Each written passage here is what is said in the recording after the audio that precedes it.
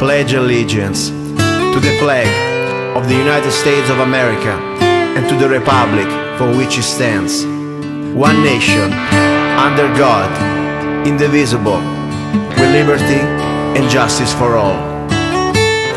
Thank you, America.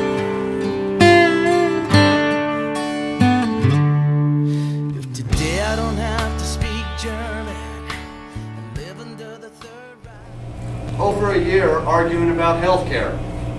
If we would have put half the effort into our economy that we did health care, you'd be able to go to your favorite restaurants down the road that are now closed. You'd be able to go to your small businesses that are now closed.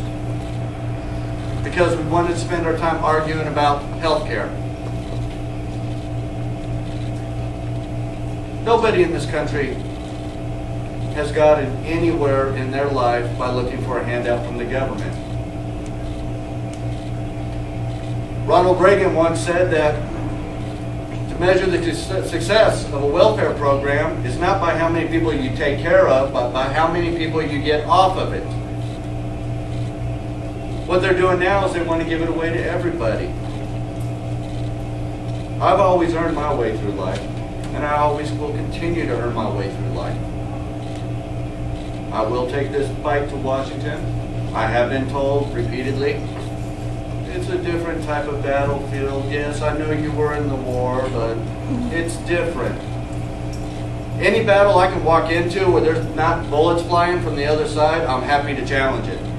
I'll walk into the belly of the beast and I'll fight them. I do not mind standing up for Arizona, for America, on the front line. I can be called names. I will take the abuse.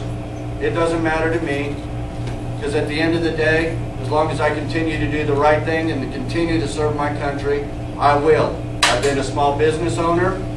I had a plumbing contracting company that I lost due to the housing market failure. I have a dive center that's down to one instructor now who's teaching at a YMCA. And I had to let everybody else go, and I had to close the retail shop because our economy destroyed it. One way I feel we can get the economy to go again is we need to eliminate payroll taxes. By eliminating payroll taxes, we'll then be able to get the small businesses which fuel this country going again. I think I'm out of time. I'm going to open the floor for questions and answers. And my first question, of course, would be if you could give us the parameters of actually where your district, what your district covers, and then you mentioned taxes, of course, and there's always everybody's going to lower, and eliminate taxes. And but I personally would like to know where District 2 is. Okay, well, District 2, I've got one of the weirdest districts. It is strange.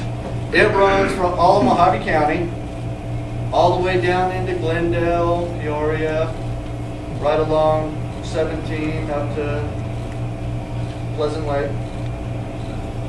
Lake Pleasant. It's been a long day. And then I get this nice little stretch through the Grand Canyon. And then I get the Hopi Reservation. It covers a lot of the state. Questions? Barbie? I know you stated that you lived on the reservations as a child. Do you are you going to help any of the Indian people? I know they don't come out and vote for various reasons, but do you feel that you can outreach to them? Oh, you know, absolutely. I mean, like I said, I didn't just grow up on them. Kind of the mid-94 to about 97, I was actually working throughout all the Navajo reservation. Now, I know the Navajo reservation is not within my district, but I do have several. I have the Wallapai. I have the Hopis. Now, I've looked at the Hopi reservation. Granted, it's a small area. They're all registered Democrats, which I'm sure we can work on that.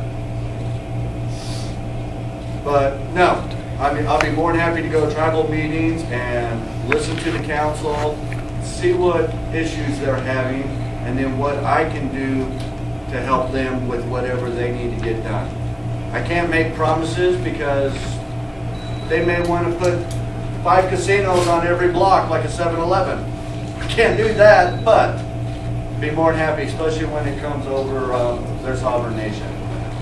Yes? First item on your agenda, you were elected. You get elected sworn in, part of a new freshman class. What would be the first thing that you would do? I take national security very seriously, and that would be my first agenda, is to get our country secure. Through border or? Through our border. Right now, I mean, I've done the courses for, like I said, nuclear, biological, chemical, and radiation. I'm not really afraid of a nuclear bomb being carried in a briefcase across the border. Chemicals, they're sending white powder in the mail. Most of the time it's powdered sugar, flour. Very, very rare cases of anthrax. But what really scares me is a radioactive bomb. The dirty bombs. I mean, those can be done very simply. Iran is producing more than enough enriched uranium right now to succeed with that. And just something, as close as we are to the border right here in Phoenix, if something like that was to be brought in, undetected, it would become very devastating right here in this area. So yes, I take securing our country as a whole very top priority. Our border, our ports of entry along the coast, yes. What's the solution for that? Nobody really likes my solution, but I do.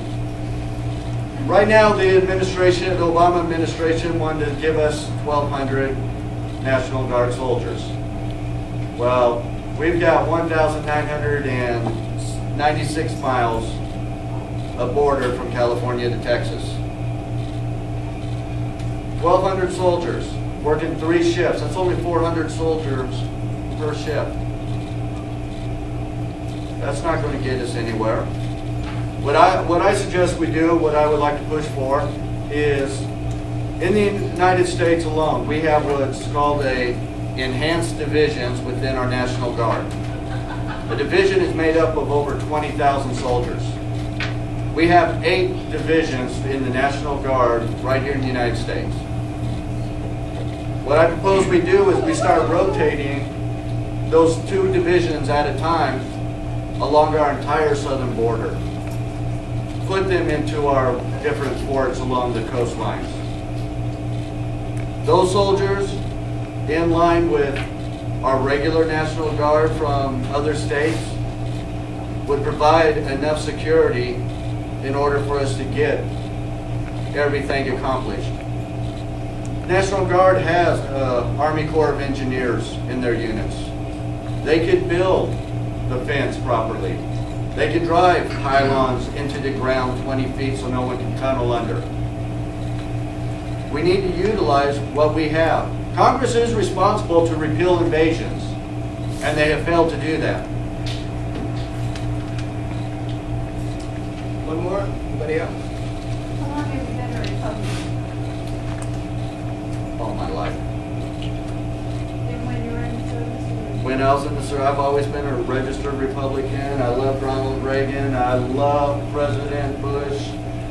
First time and 2.0, and then towards the end there was some things I disagreed with, but you know what? I can't agree with everybody 100% of the time. Give Mr. Black a round of applause. Everybody does have more questions for me. I will not leave until everybody's done with me. Excellent. So Mr. Black will be in the house for you to talk to. There's going to be a change. We have a change in